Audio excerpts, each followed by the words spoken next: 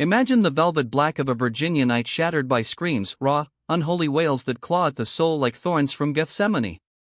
For masters, bloated with sin, crushed under the thunderous wrath of beasts they tormented. Was it accident, or the hand of divine fury, meting out justice in the dust? One man walks away, his silence a curse that echoes through eternity. In the fading twilight of the American South, where the air hung heavy with the scent of wilting tobacco and the distant rumble of cannon fire, a single estate stood as a monument to human hubris. Riverside Manor, no, let's call it what it truly was, a gilded cage of suffering, perched on the blood-soaked soil of Virginia, 12 miles south of a Richmond teetering on the brink of collapse. It was September 1864, and the Civil War's merciless grip was tightening, squeezing the life from the old ways like a noose around a condemned man's neck. The Confederacy gasped its last breaths, yet here, amid the sprawling 300 acres of parched fields and shadowed barns, for men clung to their illusions of invincibility, blind to the storm of retribution brewing in the stables. Picture it vividly, the main house, a sprawling antebellum behemoth with towering white columns that gleamed ghostly under the moon, like the bleached bones of forgotten giants. Wraparound porches creaked under the weight of secrets, their wooden planks scarred from years of booted heels and dragged chains.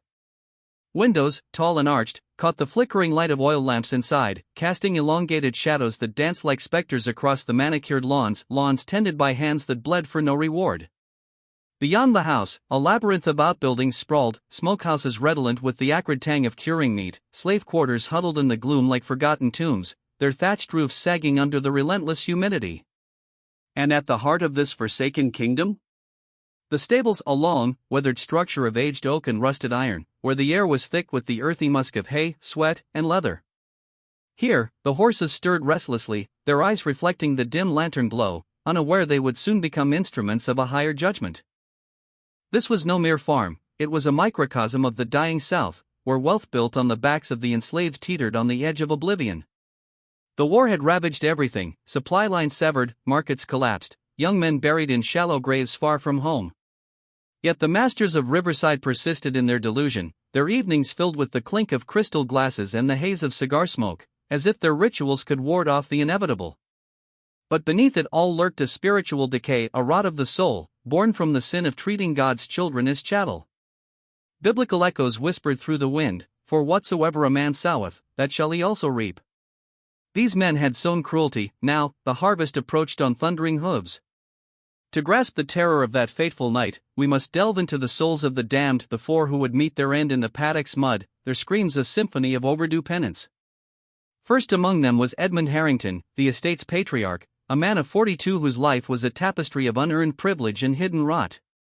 Visualize him, tall and broad-shouldered, with a mane of silver-streaked hair that he combed meticulously each morning, his face etched with lines from years of excess rather than toil.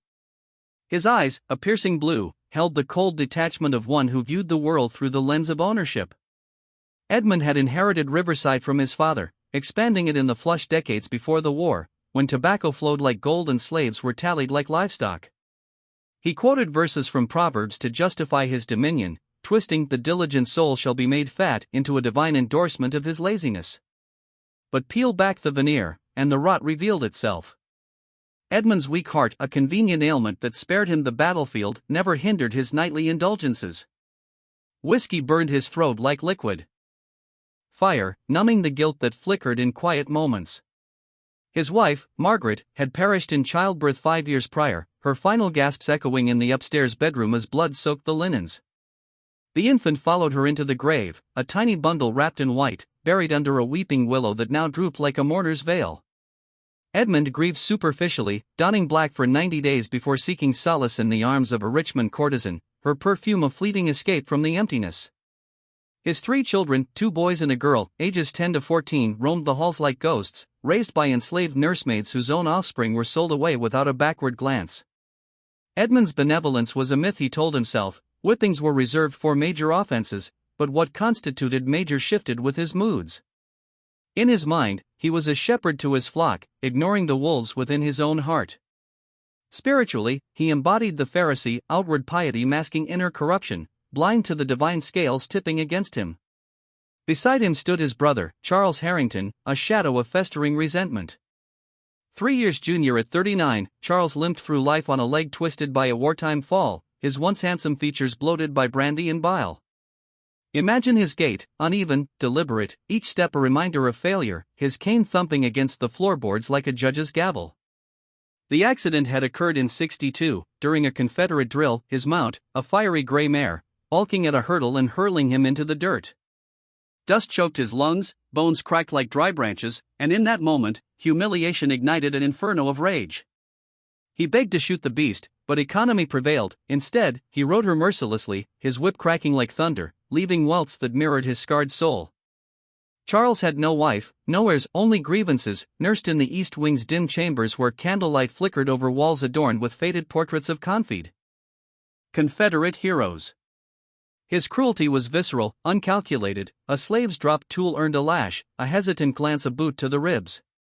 He saw the war's losses as personal affronts, railing against Yankees and ungrateful darkies in slurred tirades. Biblically, Charles was Cain marked by envy, striking out at the innocent, his limp a perpetual reminder of divine disfavor. The horses bore his wrath, but so did the enslaved, their cries blending with the night winds, seeding the ground for vengeance. Then there was Marcus Whitfield, the calculator, Edmund's brother-in-law and neighbor, whose 50 years had honed him into a blade of precision. Slender as a reed, with wire-rimmed spectacles perched on a hawkish nose, ink stains perpetual on his fingers like stigmata of greed. His estate adjoined Riverside, a merger sealed by marriage to Catherine Harrington, a union of ledgers, not love. No children cluttered his balance sheets, they were unpredictable variables. Marcus visited thrice weekly, his buggy wheels crunching gravel as he arrived at dawn, ledger under arm. He tallied everything: bushels of tobacco, hours of labor, the value of each horse's bloodline. Humans were assets, depreciating, yes, but optimizable through rational discipline. Punishments were logged meticulously: infraction, slow pace in fields. Response: 10 lashes. Outcome: productivity up 15%. No rage fueled him, only cold efficiency, making him the most insidious. He suggested acquiring the stable master years ago, seeing profit in skilled hands. Spiritually, Marcus evoked the rich man of Lazarus's parable, hoarding wealth while the beggar starved at his gate, oblivious to the chasm of judgment awaiting.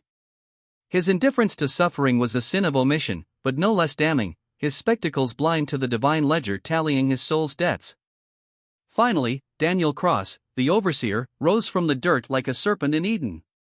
At 38, he was forged in hardship, born to North Carolina poverty, 7th child of sharecroppers, fleeing home at 15 with calloused hands and iron will. Broad as an ox, his muscles corded from years of breaking backs, his own, then others. Self-taught literacy elevated him, from field hand to mill worker, dock grunt to assistant overseer in Carolina's swamps. By 58, recommendations landed him at Riverside, where he ruled from a solitary cottage on the periphery, whip coiled at his belt like a viper. Daniel's brutality was psychological warfare: mercy feigned to breed hope, then shattered to instill despair. A slave's family spared one day, separated the next. His eyes, dark and unyielding, pierced like judgment's gaze. No kin, no ties, power was his god, control his sacrament.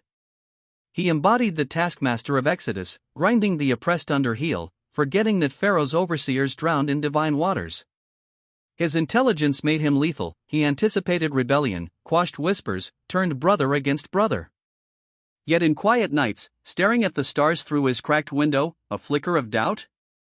No, only resolve, hardening his heart like stone. These four convened weekly in the study, a room steeped in opulence and decay, mahogany desks scarred by careless knives, bookshelves sagging under unread tomes of philosophy and scripture, the air thick with smuggled brandy and Cuban tobacco. Crystal decanters caught the firelight, casting ruby shadows on Persian rugs worn thin. They dubbed themselves the Riverside Council, a farce of grandeur, toasting their supremacy as the world crumbled. Marcus droned finances: blockade strangles exports, inflation devours profits. Edmund countered with hollow optimism: the South shall rise, as surely as the Lord raised Lazarus. Charles snarled complaints, his glass slamming like punctuation. Daniel reported discipline: 2 runaways caught, examples made. Laughter echoed, brittle and forced, masking terror. The war's shadow loomed: Gettysburg's ghosts, Vicksburg's surrender, yet they doubled down, tightening chains, extracting more from less. Desperation bred savagery, extra lashes, reduced rations, sales of the young. Sin compounded, a Tower of Babel defying heaven, inviting collapse. Amid this cauldron of iniquity stood Thomas Garrett, the stable master, a man whose quiet endurance masked a forge of righteous fire. Purchased in '49 at Richmond's auction block for $800, a king's ransom for his skills, he arrived at 20, chains clanking like accusatory bells. Born in Kentucky's bluegrass in '29, to a mother who whispered psalms in the dark and a father sold south like livestock. Orphan young, mentored by old Benjamin, who imparted horse lore with grandfatherly patience, feel their spirit, boy, break it, and you break yourself. Thomas absorbed it all, the subtle twitch of an ear signaling fear, the warm rush of a foal's birth under lantern light, the soothing rhythm of brushing coats till they shone like silk. At Riverside, hope flickered briefly, then extinguished. He slept in a loft above the stables, straw prickling his skin, drafts whispering through cracks like lost souls. Meals were scraps, cornbread hardened to stone, watery stew eaten alone under the judgmental gaze of the moon. Love came once, Ruth, a house servant with eyes like polished onyx and a laugh that cut through despair. They stole moments in the hayloft, dreaming of freedom under abolitionist stars. But fever claimed her in '57, her body convulsing in sweat-soaked agony while Thomas was forced to saddle Edmund's horse. He held her hand in secret after, her cooling skin an indictment of the system's cruelty. No grave marker for Ruth, just a mound in the slave cemetery, overgrown with weeds, her spirit a haunting presence in the wind. Thomas tended 17 horses, each a confidant in his isolation. Sovereign, Edmund's bay stallion, majestic, 16 hands, muscles rippling like river currents, his muzzle a balm against loneliness. Thomas whispered to him at dawn, fingers tracing veins under. Warm hide, erasing spur wounds with herbal salves, echinacea and comfrey, secrets from Benjamin. Tempest, Charles's gray, skittish, scarred, her flanks quivering at raised voices, but calm under Thomas's touch, her breath sinking with his like prayer. Midnight, Marcus's black, steadfast, eyes wise as ancient prophets, trained from colt with gentle reins, not force. Brutus, Daniel's chestnut, youthful fire, potential unbound, Thomas guiding him with patience, forging trust amid the estate's violence. Yet daily, Thomas witnessed atrocities against these innocents, mirrors of his own torment. Edmund's spurs gouging flesh, blood dripping like Christ's wounds. Charles's whip slashing Tempest's muzzle, her whinny a cry for mercy. Marcus abandoning midnight to chill, frost nipping at hooves like sin's bite.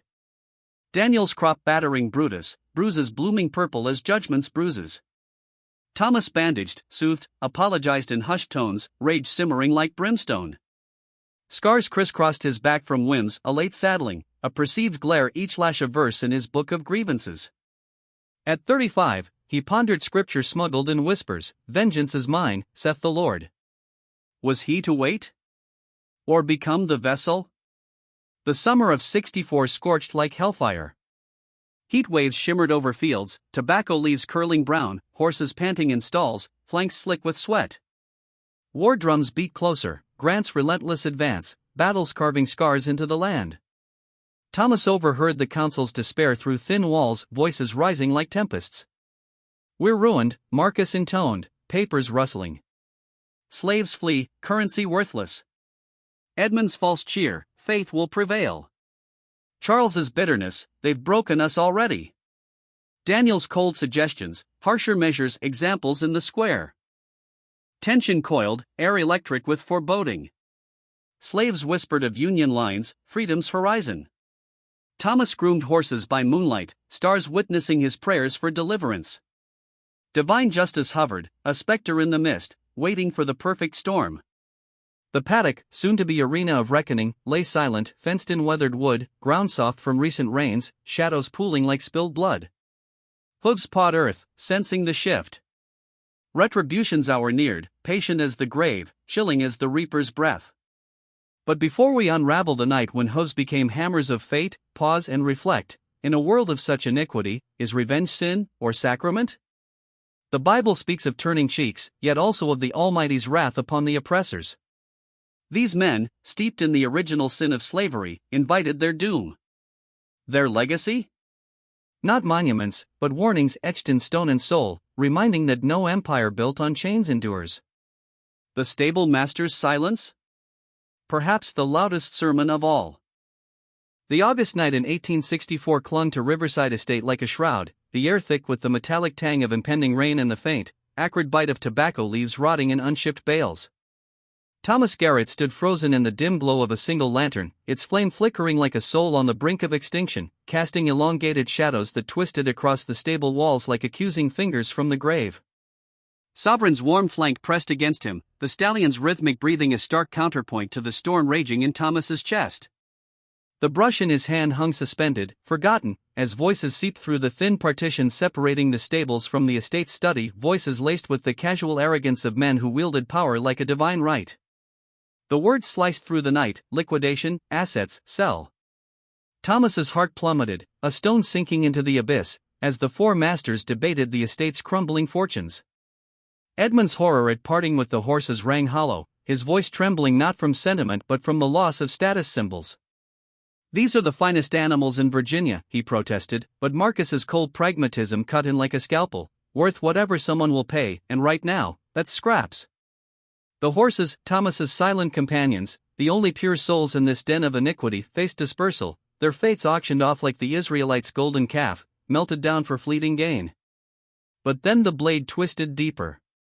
"We can't take Garrett with us," Marcus declared, his tone as dispassionate as a ledger entry. Thomas's breath caught, the world narrowing to those damning syllables. "Why not?" Edmund's query hung in the air, laced with feigned surprise. "He's valuable," Marcus replied, reducing Thomas to a commodity, a line item to be cashed out in Richmond's markets before the war's jaws snapped shut. "Sell him, get hard currency, rebuild elsewhere." Charles's gruff interjection about managing the horses without him elicited only dismissal. "Hire a white man, someone we can trust." Trust. The word echoed in Thomas's mind like a mocking him, a bitter psalm of betrayal. 15 years of unflinching service, mending wounds inflicted by their cruelty, birthing foals under starlit skies, whispering calm into panicked ears, and still, he was deemed untrustworthy, a shadow in human form, property to be bartered. Daniel's voice, ever the serpent's hiss, sealed the plan: next week, before prices plummet further. They haggled over his worth as if appraising a beast at market, debating his skills like attributes in a biblical parable of talents, blind to the steward who had multiplied their investments through sheer devotion. Thomas remained rooted, the lantern's light dancing on beads of sweat tracing his brow, his fists clenching until knuckles whitened like bleached bones. The conversation droned on, an hour of profane calculus, before fading into brandy-fueled laughter and the scrape of chairs. But for Thomas, the night had shattered irreparably.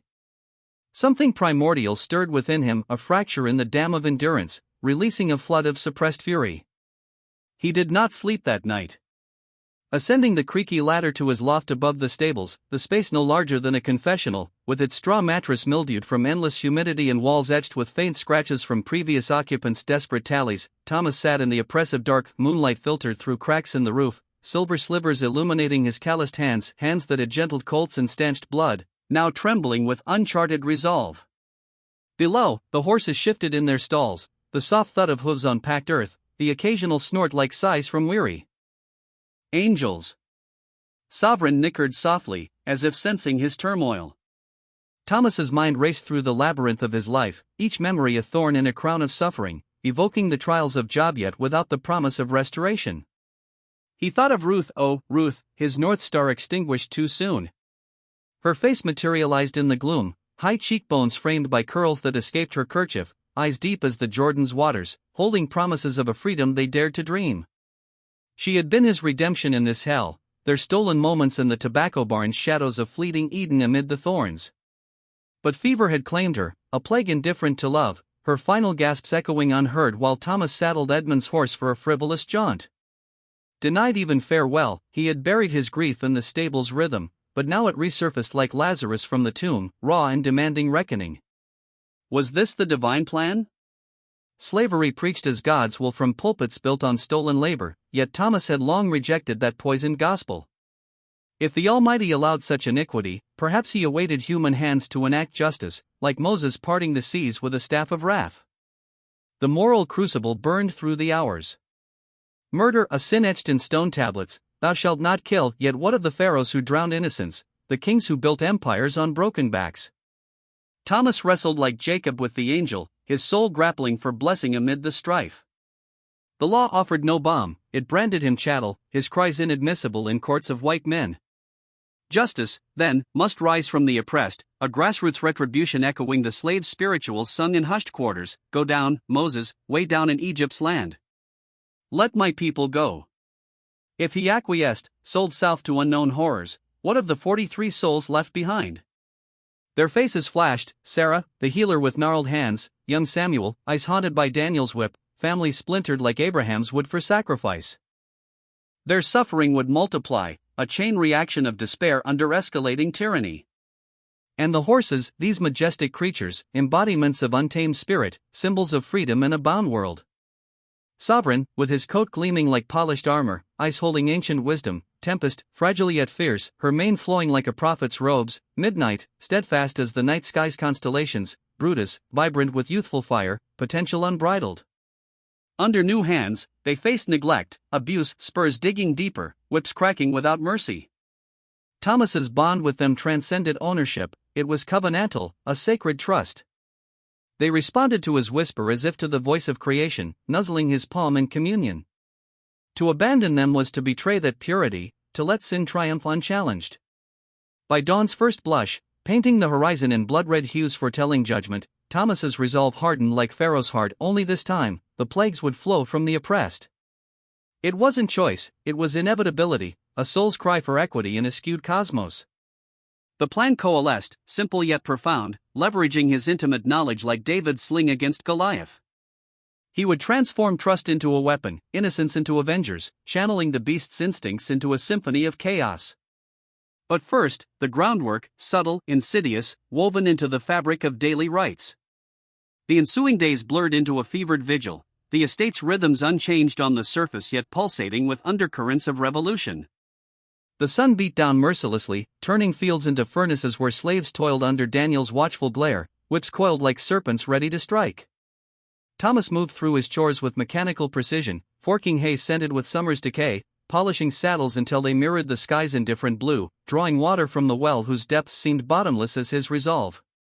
But in stolen moments, when overseers turned away or masters lounged in shaded porches sipping mint juleps laced with blockade-run rum, he began the alchemy. With Sovereign, the ritual unfolded in the stall's confines, hay dust motes dancing in slanted light like ethereal witnesses.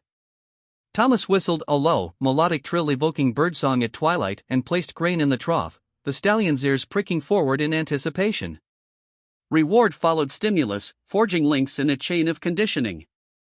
Then, the dummy, a burlap sack stuffed with straw, crudely humanoid, dragged in on a rope. Sovereign sniffed curiously, and Thomas praised, "Good boy," his voice a soothing balm. Gradually, the dummy invaded twitching, encroaching on the stallion's domain. Sovereign's response escalated, a snort, a stamp, then a charge, hooves slamming like thunderclaps of divine fury. Thomas rewarded each aggression, whispering scriptures twisted to purpose, the horses prepared for the day of battle, but victory belongs to the Lord. Sovereign learned to defend, to dominate, his territorial fire stoked into a blaze. Tempest required nuance, her nervous energy a double-edged blade. In the paddock's fringes, where wild grasses whispered secrets, Thomas raised his hand in a deliberate circle, a gesture innocuous as a farmer's wave. A sudden clap followed, startling her into flight, hooves churning earth into dust clouds that billowed like smoke from sacrificial altars. He calmed her just enough, leaving residual tremor, associating the signal with peril. Her panic became programmable, a flight response ready to unleash like the horsemen of Revelation, trampling the unrighteous in their path. Midnight, the follower, needed only reinforcement. Exercised alongside Sovereign, he mirrored the stallion's cues, charging dummies in tandem, his steady gait transforming into synchronized assault. Treat sealed the pact, his loyalty a biblical echo of Ruth's vow, "Where you go, I will go." Brutus, the young firebrand, responded to a single command, "Strike." Tapped hindquarters elicited kicks, escalating from playful to pulverizing, his hooves arcing like avenging angels' swords. Thomas praised, "Well done," envisioning the bone-crushing impact on flesh, a retribution for every lash endured. The remaining 13 horses received subtler priming, erratic noises in the night, clatters of dropped tools, whistles mimicking predators, heightening vigilance without alarm. The stable hummed with latent energy, a powder keg awaiting spark. Thomas's exhaustion mounted, sleep fractured by visions of bloodied paddocks and spectral judges, yet vitality surged through him, a resurrection of purpose after years of numbness. Flashbacks assaulted him amid the toil, each a station in his passion play. 1851, Edmund's whip descending for a lost shoe, 20 lashes ripping flesh like thorns on Christ's brow, blood soaking his shirt as slaves watched in enforced silence. Sarah's poultices burned, her words a prophecy, scars remain, child, marks of the beast. 1853, Jacob's sale, chains rattling like Judas's coins, his family's wails piercing the dawn as the wagon receded, Mary's subsequent fate a slow martyrdom. 1854 to 1857, Ruth's arrival, love blooming in shadows, their whispers of forbidden gospel of hope, shattered by her fevered end, denied vigil, Thomas's hand saddling sovereign while her spirit fled, alone as the forsaken on Calvary. Post-Ruth, the void, Samuel's 1859 beating, boys' cries echoing like lamentations, war's false dawn in 1861, hope curdling into harsher yokes. Thomas had armored himself in detachment, a stoic armor against the siege, but the overheard betrayal pierced it, unleashing the deluge. Now, alive with dread and determination, he pondered the spiritual toll. Would his soul bear the stain, or was this Elijah's fire from heaven, consuming the wicked? On September 10, as thunderheads gathered like omens, Thomas caught Marcus's murmur to Daniel in the yard, gravel crunching under boots. The auction set, Garrett goes first. The words fueled the forge, his plan nearing ignition. The estate slumbered unaware, but in the stables, beasts stirred as if sensing the shift, a biblical inversion where the meek inherited not earth, but vengeance. The line approached, no return from this Rubicon, yet Thomas stepped forward, guided by a higher call, or perhaps the abyss's whisper. Justice, revenge, twins in the dark, poised to strike. In this cauldron of moral ambiguity, Thomas embodied the enslaved everyman, his story a chilling testament to endurance's limits. Biblical threads wove through, the patient suffering of Joseph, sold by brothers, the defiant plagues of Moses, the apocalyptic writers of John. Yet here, no burning bush spoke, only the quiet resolve of a man pushed beyond. The horses, unwitting cherubim with flaming swords, awaited their cue. The paddock loomed, a coliseum of dirt and destiny, where sins would be trampled underfoot. Retribution's dawn broke, casting long shadows of doubt and dread, but also liberation's faint light.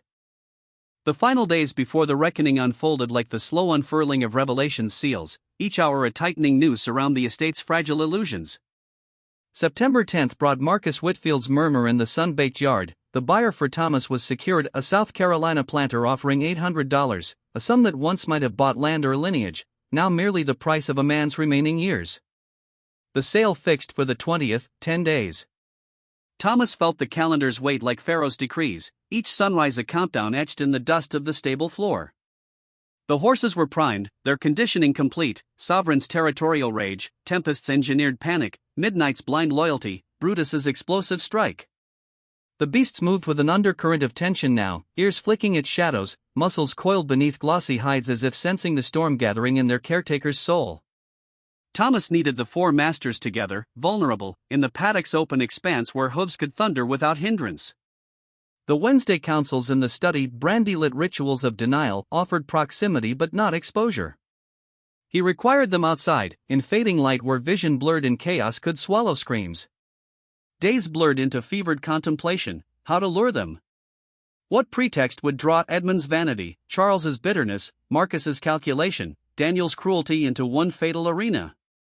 Providence, or perhaps the hand of a long-suffering God, intervened on September 12. Edmund announced at supper, voice carrying through open windows to where Thomas lingered in hallway. Shadow's polishing tack, a North Carolina merchant, would arrive Wednesday the 14th to inspect horses for purchase. "We'll parade them in the paddock at 8, Edmund declared, let him see their fire, their breeding. Garrett will ready them. Thomas's pulse surged like a war drum. This was the breach in the wall of fate. Yet a shadow fell, the buyer, an outsider, innocent of Riverside's sins. Thomas could not permit a witness to the judgment. An innocent bloodied by the storm would profane the reckoning. He refined the plan over 2 sleepless nights, mind mapping the estate's roads like Moses charting the wilderness escape. The main route crossed a timber bridge 3 miles out, storm weakened the prior month, beams cracked, county repairs stalled by war shortages. A man afoot or lone rider might pass, a laden carriage with 4 horses would shatter it. Sabotage became necessity. September 13th, past midnight, when the estate slumbered under a sickle moon, Thomas slipped from his loft. He took the firewood saw, muffled in burlap to silence its teeth, and walked the darkened path, boots silent on pine needles, heart hammering against ribs scarred by old whips. The bridge loomed skeletal in moonlight, timbers groaning like the damned. Thomas knelt, examining fractures spider-webbed across supports. He needed only to have 3 key beams, enough to hold under light weight, to fail catastrophically beneath a carriage's burden. Sawdust fell like manna inverted, each stroke a prayer twisted. Vengeance is mine, saith the Lord, but perhaps thou lendest thy servant's hand. Sweat-stung eyes, he paused at every rustle, fearing patrols or sleepless overseers. 2 hours passed in labored silence before he withdrew, bridge outwardly sound, inwardly doomed. The fall into the shallow creek, 3 feet deep, would bruise, perhaps break bones, but spare life. The buyer delayed on detour, arriving too late. Thomas returned before false dawn, replaced the saw. Collapsed onto straw. Sleep evaded him, guilt and resolve wrestled like Jacob and the angel. For men would perish tomorrow. Sinners, yes, cruel beyond measure, but men, with wives, children, souls. Yet Scripture echoed, the wages of sin is death. Their ledger overflowed, balance demanded payment. Moral torment pressed like millstones. Thomas was no murderer by nature, raised on chapel hymns, Benjamin's gentle teachings, Ruth's whispered faith. Thou shalt not kill had been gospel. But slavery's gospel preached submission as divine, suffering as ordained. He had rejected that lie long ago. If law shielded oppressors, if courts deemed him chattel, then justice must rise from the dust, like David slaying Goliath with a shepherd's stone. The horses, pure, trusting, became his reluctant legion, instruments of a higher wrath, echoing Revelation's pale rider, death, followed by Hades. Yet here, death rode bay, gray, black, chestnut. Wednesday dawn searing, sky an unblemished vault of azure, mocking the darkness to come. Thomas rose pre-dawn, routine a fragile anchor. He fed each horse meticulously, sovereign's favored oats, tempest's measured calm, midnight's steady portion, Brutus's energetic fill. Grooming became sacrament, brushes sweeping hides until they gleamed like burnished armor, hooves picked clean, manes braided with care. To sovereign he whispered, throat constricting, forgive me, old friend. Tonight you carry justice on your back. After, no more spurs, no more whips, only freedom. The stallion nuzzled his shoulder, warm breath of benediction, trust unbroken. Thomas's eyes burned, betrayal of that bond cut deepest. Morning chores passed in weighted slowness, stalls mucked, tack oiled, bridles mended. Each task felt final, a farewell to 15 years' rhythm. Noon brought Edmund to the stable door, silhouette haloed by sun. Everything set for tonight, Garrett? Thomas kept gaze lowered. Yes, sir. All 17 prime. Edmund lingered, eyes probing. You've been quiet. Heat troubling you? Just tired, sir. A nod, departure. Thomas exhaled, trembling. Suspicion averted, doom advanced. Afternoon dragged, heat shimmering like judgment's forge. At 5, preparations intensified, final brushes, hoof checks, coats shining like apocalyptic seals. 6 o'clock brought commotion, raised voices from the house. Thomas edged to shadows, a messenger boy, horse lathered, gesticulating. Bridge collapsed, sir. Mr. Patterson's carriage through, unhurt, but axle snapped. Can't make it tonight, next week, after repairs. Relief flooded Thomas, mingled with terror. Buyer safe, plan intact. The 4 masters clustered in the yard, frustration boiling. Edmund scowled, damn that bridge, counted on the sale. Charles, glass in hand, I wanted to see them run. Marcus, no buyer needed, let's view them ourselves. Evening lights perfect. Daniel, I want Brutus shown, been working him hard. Edmund shrugged, Garrett. Bring all to the paddock. Private demonstration. Yes, sir, Thomas replied, voice steady as stone while chaos reigned within. He returned to the stable, hands shaking. This was fulfillment. No retreat. In the dim aisle, surrounded by equine breath and shifting shadows, Thomas centered Ruth's face, slaves' unmarked graves, his own scars like maps of endurance. 15 years ending in 10 days' sale or tonight's liberation. Justice, revenge, perhaps both, twin flames in the dark. He led them out, sovereign first, proud stride echoing destiny, Tempest tossing her head, sensing turmoil, midnight calm as midnight prayer, Brutus prancing, fire in his veins. The 13 others followed, a living procession toward Golgotha. The paddock gate closed with finality. The 4 masters leaned on rails, whiskey scent wafting, relaxed, jovial entertainment in their kingdom. Thomas stood center, horses circling instinctively. He touched Sovereign's neck. "I'm sorry, a breath too soft for ears beyond." Edmund called, "Show Sovereign's paces, let him run." The moment crystallized. No return. Ruth's memory surged, the enslaved silent suffering, chains weight. He raised his hand, the circle gesture for Tempest. Her eyes widened, ears flat. She reared, scream-piercing twilight like Revelation's trumpet. "What did Charles began?" Tempest bolted, not away, but toward the fence, danger incarnate. Hooves thundered, rails splintered like brittle bones. Charles stumbled, lame leg failing. Tempest's 4 hooves struck chest, crack of ribs like thunder. He crumpled, gasping wetly. "Control that mare, Garrett!" Edmund roared, rage purpling his face. Thomas stood motionless. Sovereign's whistle followed, attack, protect. The bay stallion transformed, ears pinned, eyes rolling white. He charged the fence, rearing, hooves descending on Edmund's shoulder, spinning him, then skull, sickening crunch. Edmund fell, strings cut. Marcus scrambled over rails, hands shaking. Midnight, following Sovereign's lead, reared and struck, hooves smashing the top rail. Marcus slipped, landed hard. Midnight trampled, screams turning guttural, choking. Daniel drew his whip, habitual cruelty, but Brutus heard strike. Hooves lashed, connecting with precision. Daniel staggered, more blows followed, bones yielding. Chaos erupted, horses milling, panicked by blood sent yet driven by conditioning. The paddock became Armageddon's floor, hooves pounding like apocalyptic seals breaking, dust rising like incense of judgment. The 4 masters' screams blended into one agonized chorus, drowned by thunderous hooves on flesh. Wet thuds, splintering bone, final gurgles. Thomas watched, frozen, as divine scales balanced in dust and blood. When silence fell, broken only by horses' heaving breaths, he opened the gate. The beasts streamed out, scattering into night fields, free at last. Thomas vanished into shadows, a ghost walking toward uncertain dawn, carrying silence heavier than chains. The official report, tragic accident. Witnesses whispered, justice. The estate stands, paddock paved, but echoes linger, hooves on flesh, screams swallowed by time. Some reckonings transcend graves. In this inversion of revelation, the horseman wore no crowns, rode no pale steed, only bay, gray, black, chestnut. Yet judgment came, patient, precise, terrible. The oppressed became the vessel, the beasts, avenging angels. And in the quiet after, one question haunts: was it murder, or the long-delayed hand of the Lord? The maelstrom ignited in an instant, a whirlwind of dust and fury that swallowed the paddock whole.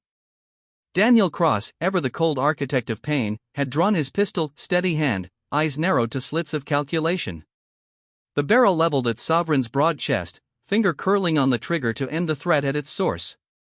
In that frozen heartbeat, Thomas's voice cut through the chaos like a command from on high: strike. Brutus wheeled with terrifying speed, young muscles exploding into motion. Hind legs lashed out in a perfect arc, iron-shod hooves connecting with Daniel's midsection in a sound like wet wood splitting. The pistol discharged wildly, flame blooming in the dusk, bullet plowing harmlessly into the dirt. Daniel flew backward 10 feet, landing in a heap, breath exploding from shattered lungs. He tried to rise, once, twice, hand clutching his ruined stomach, blood seeping between fingers like dark communion wine. Something vital had given way inside him. He collapsed again, gasping.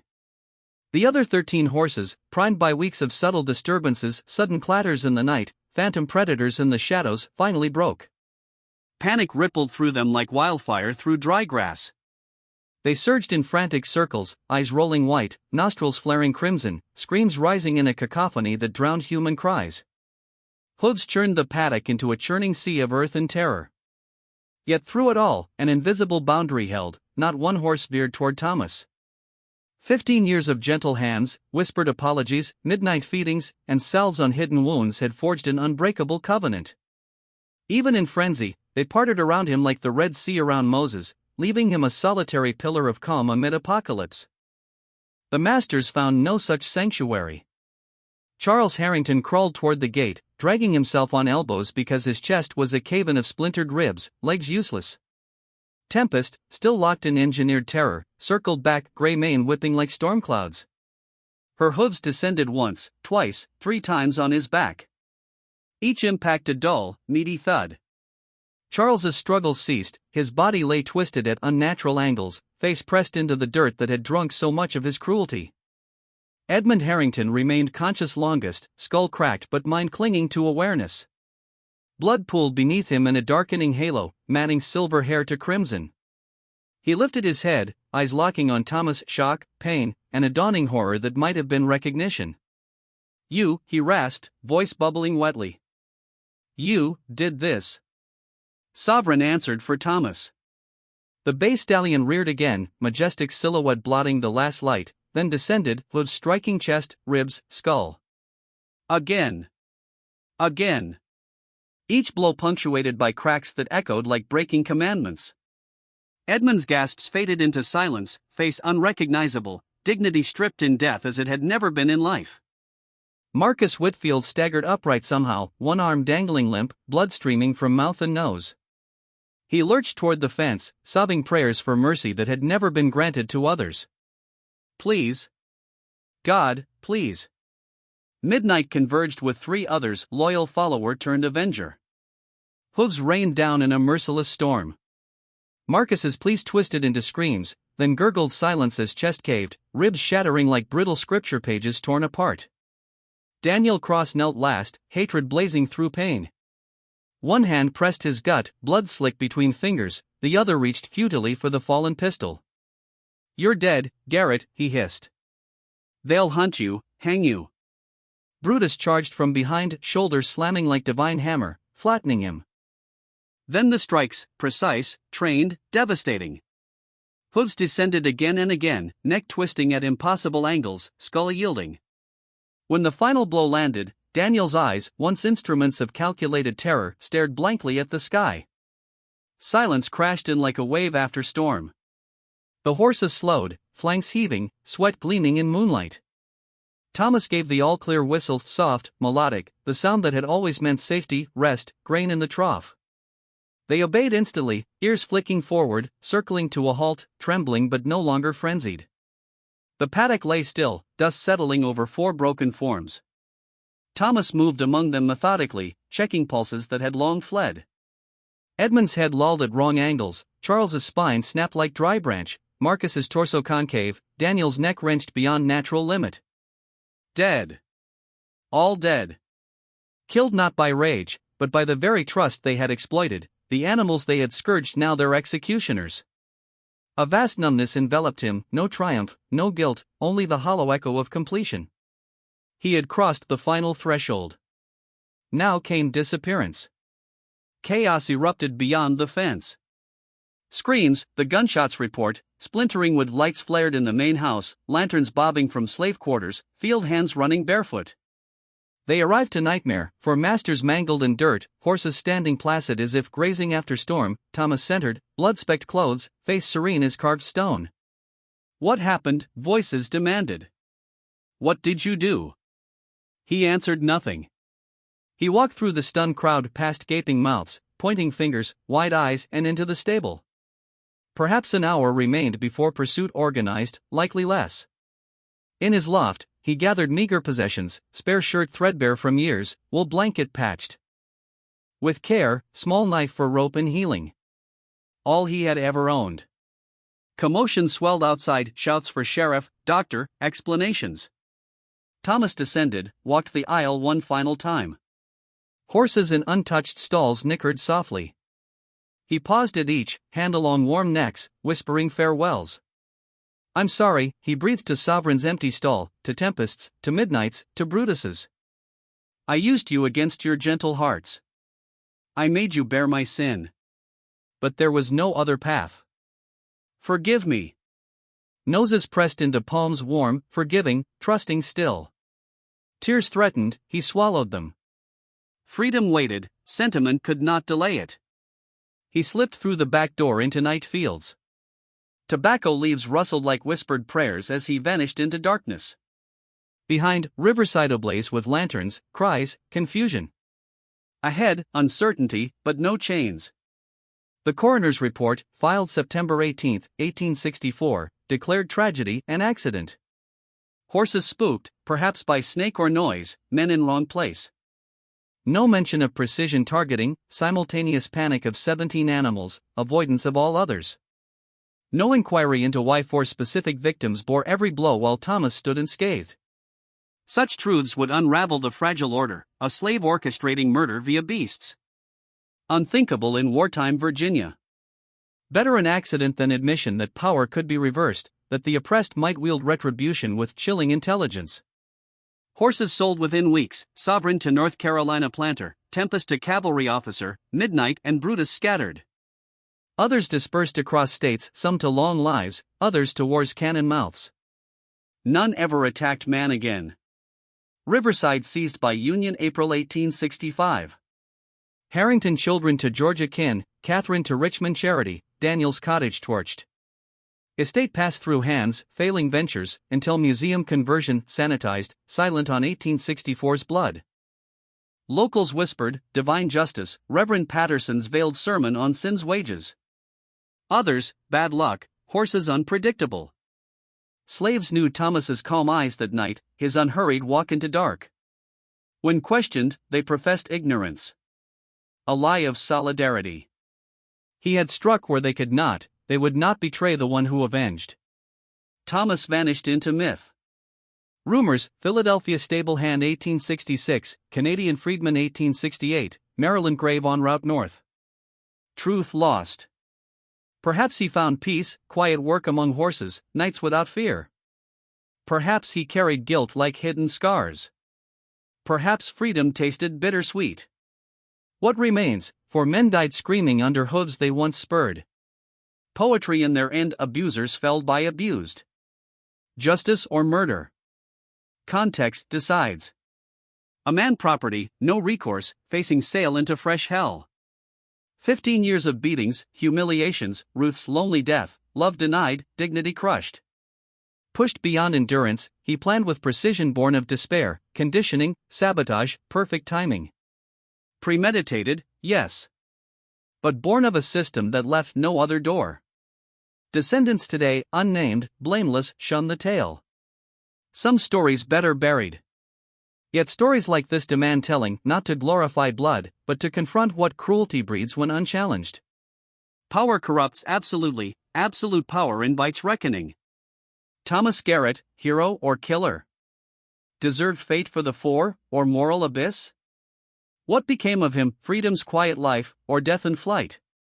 The questions endure, uncomfortable mirrors to our own souls. In the end, Riverside's paddock, now paved, holds echoes, hooves on flesh, final screams, one man's footsteps fading into night. A reminder, treat creation with cruelty, and creation may one day answer. The oppressed, given no justice, may forge their own terrible, poetic, irreversible. Thank you for walking this shadowed path with me. If these truths stirred you, reflect in the comments your verdict on Thomas, on justice, on revenge's cost. Subscribe, share, stay for more tales that refuse easy answers, dark history's moral labyrinths, where right and wrong blur in blood and dust.